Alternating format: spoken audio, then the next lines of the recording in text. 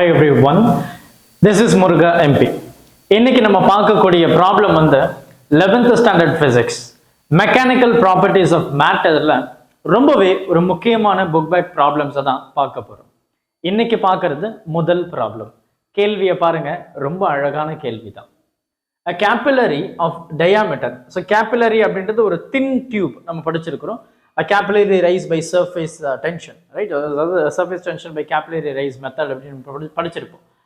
So surface tension அப்படின்னு சொல்லும்போது அந்த membrane of the liquid வந்து will act as an elastic membrane அப்படின்னு நம்ம பேசியிருந்தோம். whereas எனக்கு inward force வந்து அந்த molecules எல்லாமே contract பண்ணி வச்சிருக்கோம் பேசியிருந்தோம்.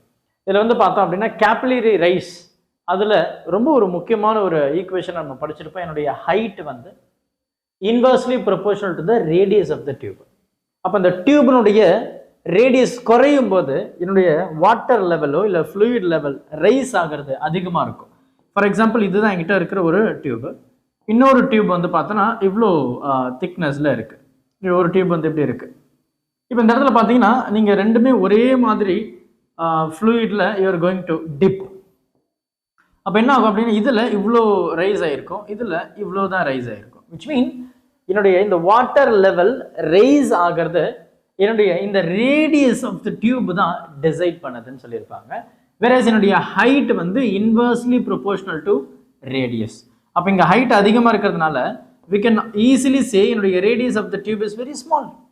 இல்லையா, எதை நம்ம படிச்சிருக்கோம், வாட் வி லேர்ன்ட் அப்படின்னா பாருங்க, a capillary of a diameter of d mm. So diameter வந்து d mm is dipped in water such that the water rises to a height of 30 centimeter. Sorry, 30 millimeter.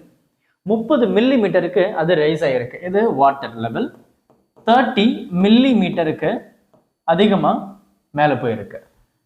If the radius of the capillary is made to 2/3 of its previous value.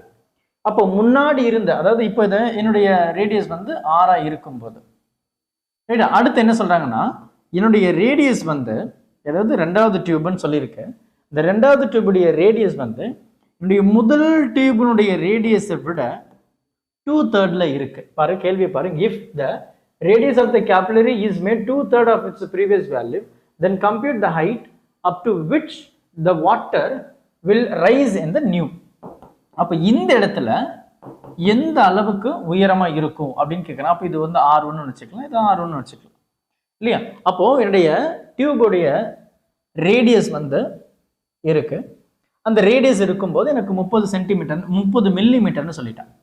ரெண்டாவது டியூப்ல இந்த radius of த டியூபை விட 2/3 தான் இருக்கு. அப்போ குறைஞ்சிருக்குன்னு அர்த்தம், குறைஞ்சிருக்கு. அப்போ ரேடியஸ் குறையும் போது அப்போ என்னுடைய ஹைட் என்னவா இருக்க முடியும்? கண்டிப்பாக நமக்கு தெளிவாக தெரிஞ்சது என்ன அப்படின்னா இந்த ஹைட்டு வந்து இதை விட அதிகமாக தான் இருக்க போகுது இல்லையா, அதிகமாக தான் இருக்க போகுது, கன்ஃபார்ம், அதில் டவுட்டே இல்லை. அப்புறம் என்ன சொல்லலாம், என்னுடைய டி அப்படின்ற ஒரு ஈக்குவேஷன், நீங்கள் சர்ஃபேஸ் டென்ஷன் டி அப்படின்றத நீங்கள் படிச்சிருப்பீங்க. Rho R G H by right 2 cos theta, ரைட்டா. ஸோ இந்த ஈக்குவேஷனை வந்து நீங்கள் படிச்சிருப்பீங்க. இதெல்லாம் நமக்கு எந்த டேர்மும் தேவையில்லை. We are going to relate only the height and the radius. ஏன்னா நமக்கு given data அது மட்டும் தான் இருக்கு. அப்போ இந்த ஆரும் இந்த h மட்டும் தான் நம்ம எடுக்க போறோம். அப்போ இந்த இடத்துல பார்த்தீங்கன்னா we can easily compute h வந்து inversely proportional to radius. அப்போ radius of the first tube, height of first tube. அடுத்து second tube, அதனுடைய height எவ்வளோ தெரியாது, நம்ம கண்டுபிடிக்கணும். And then R2. நமக்கு என்ன வேணும், H2 என்ன. அப்போ என்ன, ரொம்ப சிம்பிளாக இதனுடைய ரேஷியோவை எடுத்துகிட்டு போயிட்டே இருங்க, முடிஞ்சது கதை, ரைட்டா. அப்போ என்ன சொல்லலாம், எனக்கு வந்து மேலே R2வும் கீழே R1 மாறிடும். ஏன்னா இன்வர்ஸில் இருக்குல்ல, இது இன்வர்ஸில் இருக்குது. ஸோ நம்ம இப்படி தான் எழுதி ஆகணும். இது பாருங்க, H1 H2, கரெக்டா, H1 H2 R1 R2. அப்போ எனக்கு என்ன வேணும், எனக்கு H2 மட்டும் வேணும் சார். இப்போ H2 மட்டும் வேணும். அப்போ H2 இப்படி கொண்டு போயிருங்க, இந்த R2 கீழே வந்துடுது,